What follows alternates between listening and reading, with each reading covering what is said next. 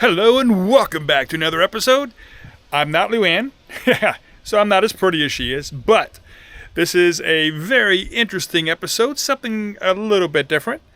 It's going to be the unboxing and proper setup of the Nilfisk Liberty SC50. Now this is from my work. However, we thought it might be interesting, even though it's not really home, unless you have a super big home, but it is a floor cleaner that is autonomous. Now you can actually write it on top of it and do a very large area. However, it can also be autonomous, where it's pre-set up for a certain route. You can just pretty much push a button and let it go. Now this is not showing how to do that. This is just showing the proper unboxing and how to set it up for the first use.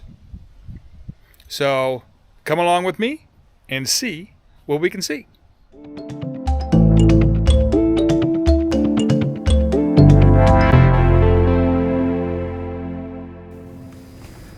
The unit comes in a shipping container, as you see here, and it does have to be taken apart, and that is normally done by a Nilfisk technician.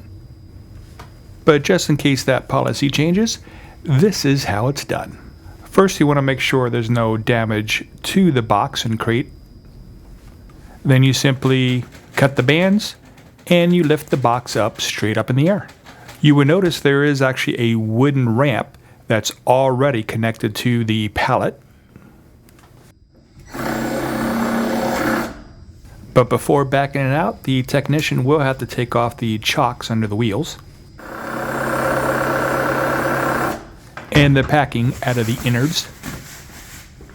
Now it does not look pretty and clean in there. The technician will then connect up the batteries, back it down the supplied ramp, make sure all the other packing materials off of it, and will guide you through the initial setup and usage.